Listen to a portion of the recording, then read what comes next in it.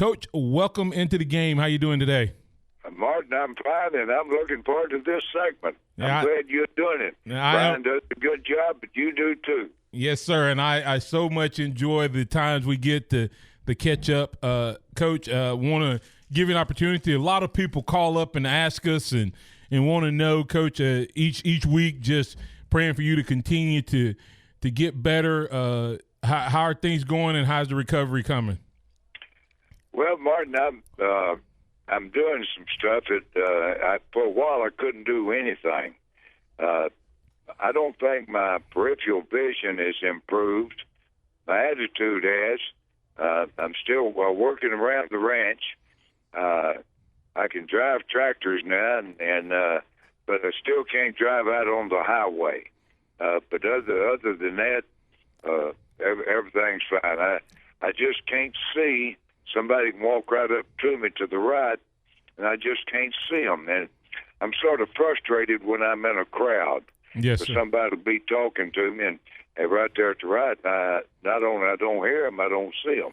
Yes, sir. Well, Coach, we're going to pray for all of that to completely come back, but thank God for the small victories and that you're able to begin to do some of the things that you love to do around that ranch. And if any of our listeners got some young boys trying to date their daughters, we'll make sure we send them out there because, as we like to say, Coach, you can always build a fence whether you need one or not, and that's an inside joke between Coach and I.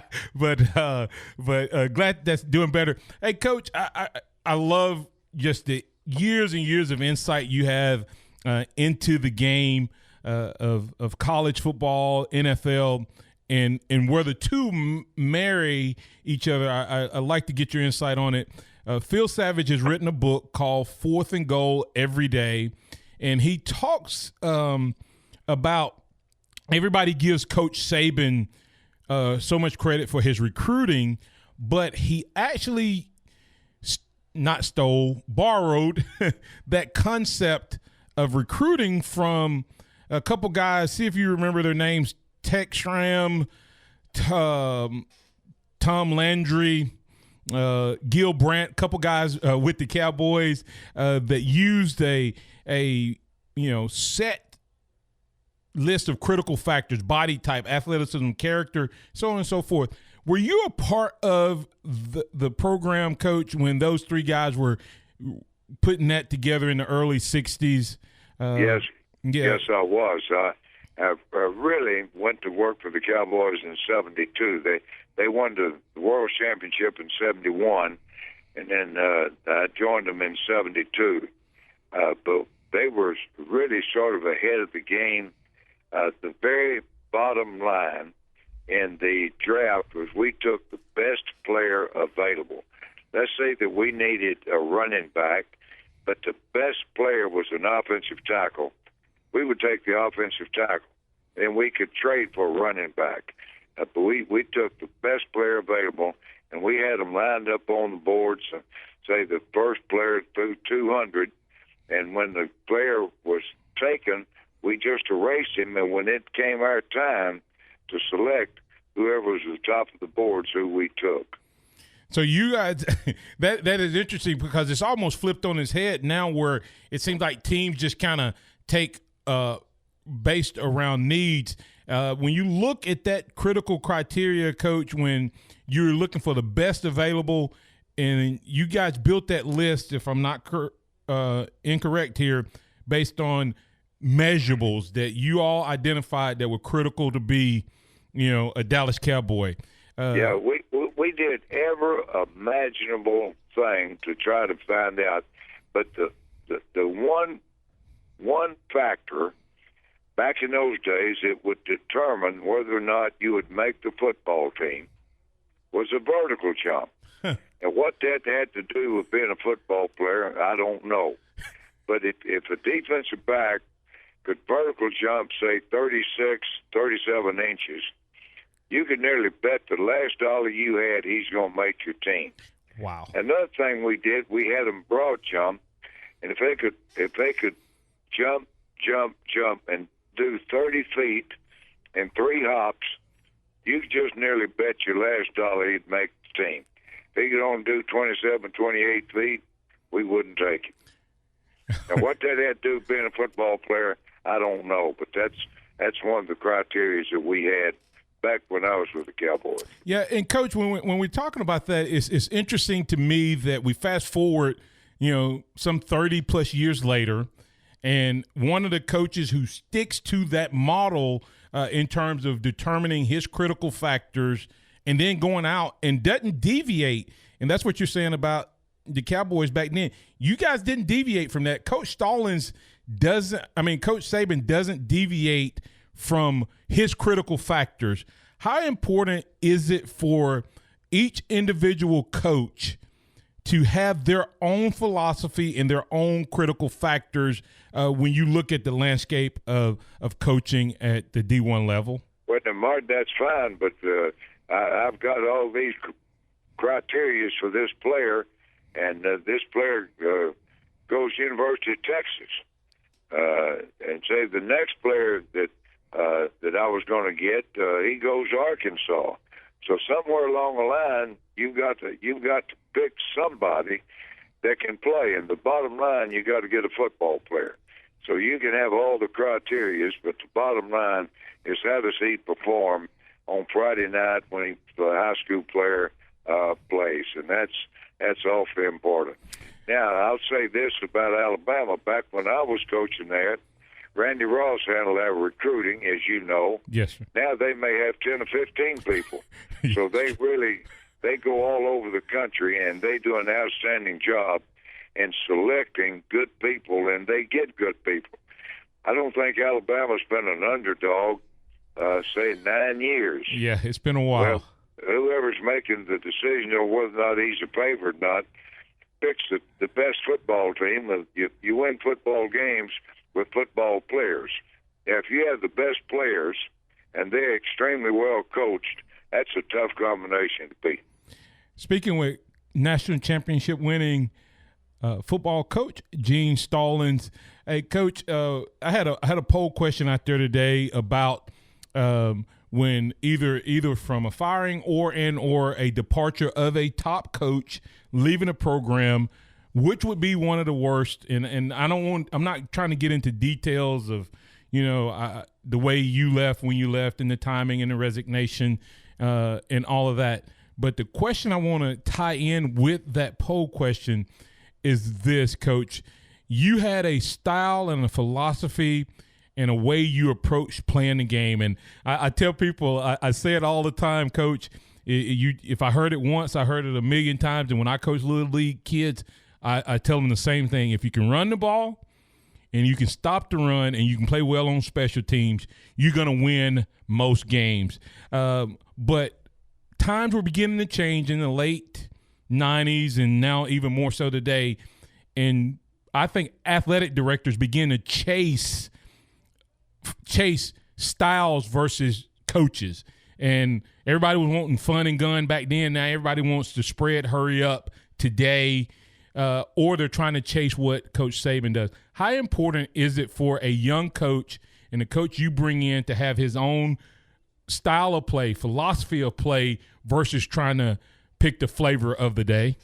Yeah, I think you're right on, Martin. And for example, I coached for Coach Bryant and I coached for Coach Landry. But there's no way that I could coach like either one of those people. So the bottom line, you've got to coach your own personality, but there's no substitute for knowledge. You've got to know what you want. You've got to have coaches that can communicate with the player and get your point across. Back when you was playing, when somebody would present the offensive plan to the offensive team, it was me. Somebody present the defensive plan to the defensive team, it was me. It was my football team, but I hired coaches to coach positions. I didn't hire them to come in, put in an offense, put in defense. I knew what I wanted. Right. I need somebody to coach the players, and that comes from knowledge. You've got to have knowledge if you're going to be a good football coach. Coach, when we look at this year's edition of Alabama, there's been a lot of talk about the quarterback position. Alabama has the returning starter for the first time at the quarterback position since A.J. McCarron left. But there's been a whole lot of talk about Tua and all of this. Coach, when you look at Jalen Hurts as a quarterback, he was a freshman quarterback, and after the first game last year, he was the most experienced quarterback in the meeting room. How important is it for him to, first of all, be around a coach like Dabo, who's had the extensive knowledge?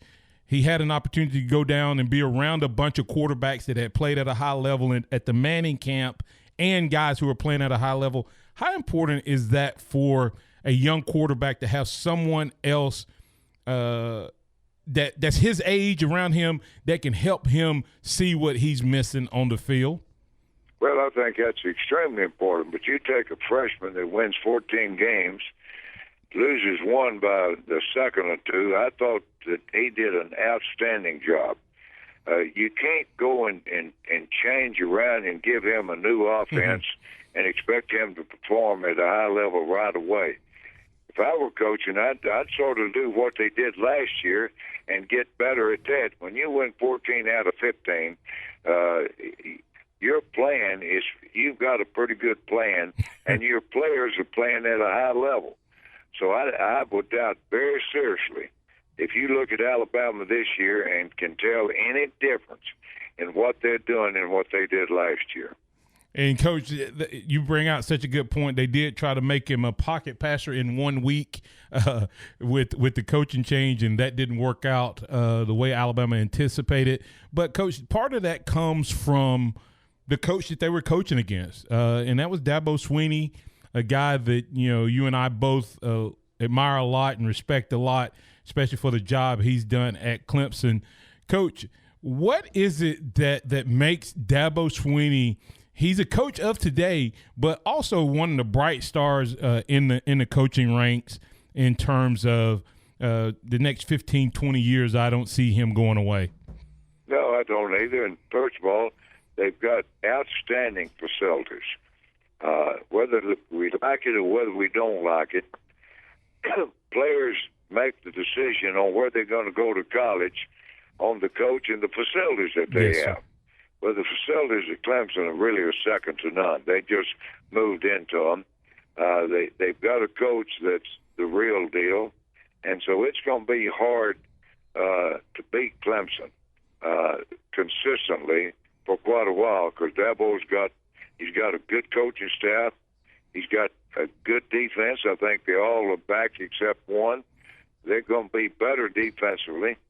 I think it's going to be a while before they're as good offensively because when you lose a quarterback like they had last year, you don't just step right in and so it's going to take a quarterback a little while to get his footing, but defense is going to keep him in the game. Before we take any calls, I just want to make sure your listeners know that when you played, you were the real deal. They don't have fullbacks now the way that you played, but you were a tough player, and I always felt extremely comfortable about our running game because I knew the fullback was going to get his block. And so I want your listeners to know that you weren't just another player. You were an outstanding player. Well, Coach, I appreciate those kind words. And if I ever get a chance to coach, there will be a fullback. I am convinced that there are several first downs every game that's lost simply because there is no fullback. Some of these guys coming off the corners and linebackers running free, problem solved with a good fullback. So I agree. If I were coaching day, I'd have fullback. Yeah, and what people don't understand, Coach, and I talked about this earlier. Hold on, Red. I talked about this earlier. It's funny how Alabama, we were known for a hard-nosed running game, but you lined me up. I lined up from directly behind the center, slightly offset left and right. I lined up at wing back. I lined up up, and we even had, of course, I always think about this play, Coach, when we played against Mississippi State. We had a fullback trap. And the first 2 times we ran it, Kevin was in, and Kevin absolutely annihilated him. Well, the third time we called it, Coach, he saw me coming, and he just smiled at me. Needless to say, Coach, that third time, this 220-plus pound body didn't stand a chance against that 300. I got in the way, though. He didn't make the tackle. But Coach, you did some things back then, even though we talked about having that philosophy. You wanted to be a hard-nosed running team that could get the tough yards. But you did something, Coach, that I think people don't really recognize how big a deal it was when you had a player who stood out, who was an unbelievable talent, David Palmer. You found a way to make sure he touched the ball and wasn't just depending on whether somebody double covered him or not. You used him at running back, at quarterback, and all of those things. A lot of times you don't get credit for being as innovative in that term of your offense as you really were. So I want to give you that shout out as well, Coach. Well, I appreciate it. That's what coaching is. You got to get the most out of your players. You got to put them in position to do that. But then you win games with players making plays. And speaking don't of win with games. Yeah, and Coach, speaking of players making plays, you put the players in the right position. The Legion Field is having its 90-year anniversary this year, and one of the plays that people have talked about is the David Palmer quarterback keeper that tied that Tennessee game. Do you remember that play? Oh, yeah. I bet 7 people had a shot at him. They couldn't touch him. That's right. He was a special talent. Coach, let's bring Red. Let's bring Red in. Red, you're on with Coach Stallings. What's on your mind? Coach, I feel kind of guilty calling in because I could listen to you and Martin talk all day long. Red, I always enjoy talking to you, my friend. Hey, Coach, praise the Lord you're able to get back out there on that tractor. I know you got to be enjoying that. Say that again. Praise the Lord you're able to get on the tractor and run the tractor there. Yeah, I'm able to rake some hay and bale some hay, and we've got quite a bit of rain, so that's shut down for a while. But, I'm beginning to get back in the swing of things. I just can't drive on the highway yet. Hey, Coach, have you got an air conditioner on that tractor? Yeah, and I'll be back on it for a while, and I'll be back on the highway for long. Hey, they don't let you on a car or truck on the highway. You take that old tractor out there, buddy. Hey, Red, you got anything else for Coach Red? Yeah, Coach, going back to when you was coaching here at Alabama, was there any particular game during the season that John Mark would get overly excited about on who we were playing? No, John Mark, he loved all the players, and all the players knew him, and he knew their names, and it really didn't make any difference who we were playing. He went to the game, set up in the booth with Ruth Ann and Leslie Eli Gold, and he knew what was happening during the game because they said he would cheer at the right time, and he would say, "Oh, shoot," at the right time. So he really enjoyed listening to Eli. That's good to know, Coach. We so miss him. I know you do. And, Coach, we'll always remember him and remember you. And, Coach, as always, love talking to you, buddy. And tell Miss Ruth Ann hello. You have a blessed day, sir. I'll do it, Red. Good talk to you. All right. That's Red. Hey, you can get in with Coach Stallings, 205-342-9904.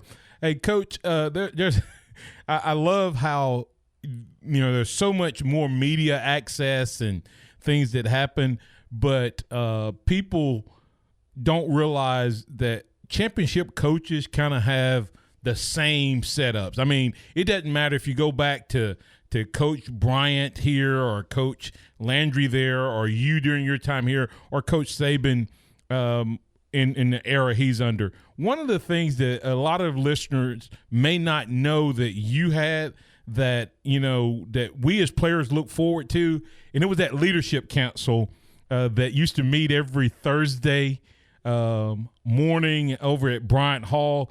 Coach, why did you believe so much in that particular part of your program?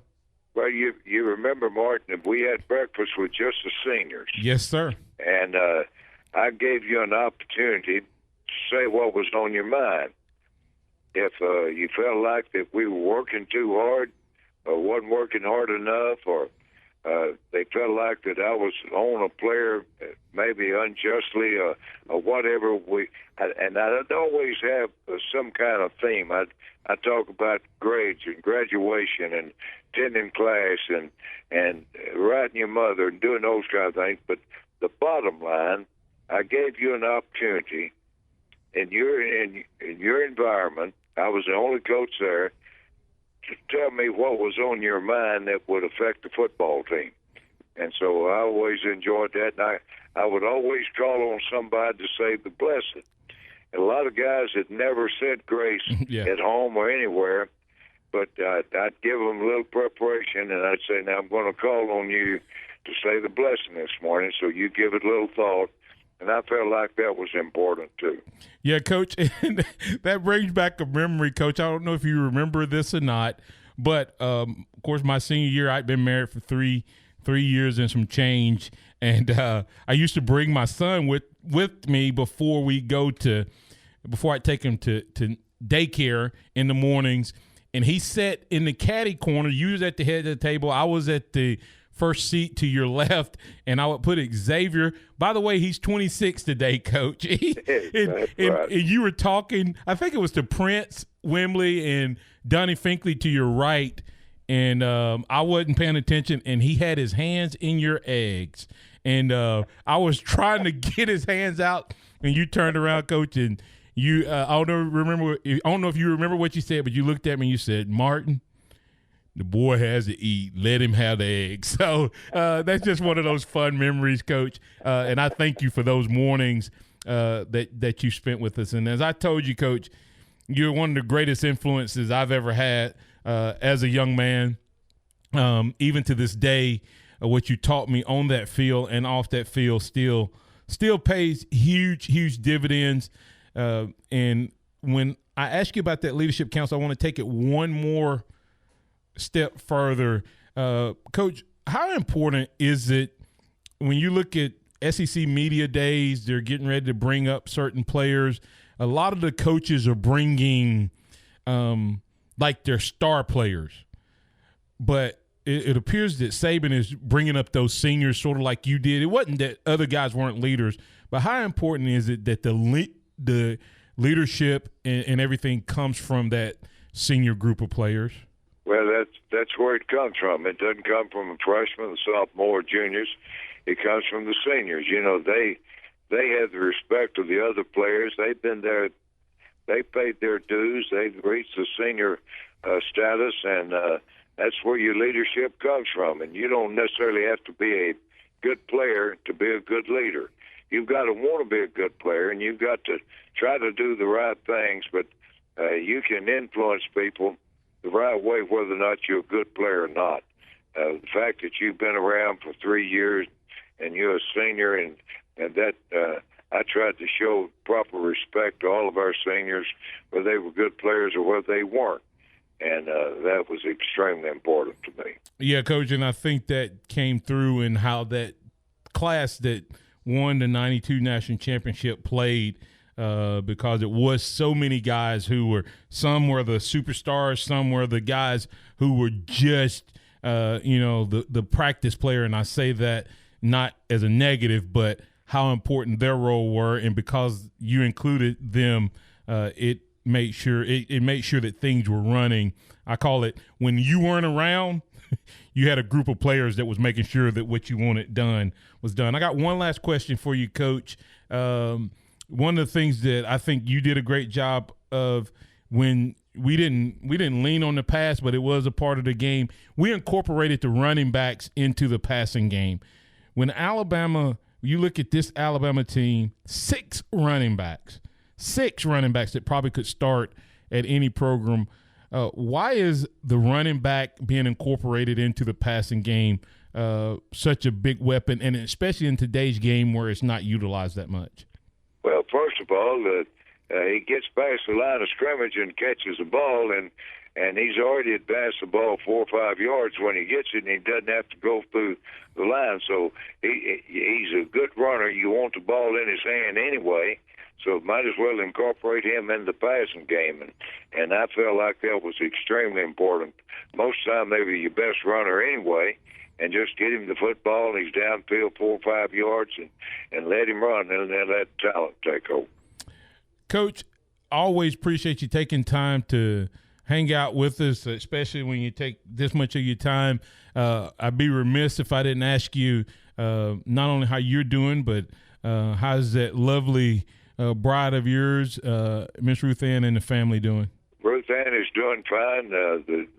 We had one grandson and his wife for the 4th of July, but all the children doing well. You know, I've got a grandson playing for Clemson. Yes, sir. And this year we're going to have a celebration at A&M 50 years ago when we beat Alabama in the Cotton Bowl, and we're going to celebrate the 92 national championships when Alabama this year plays Arkansas. And so I'm really looking forward to seeing you guys at those engagements.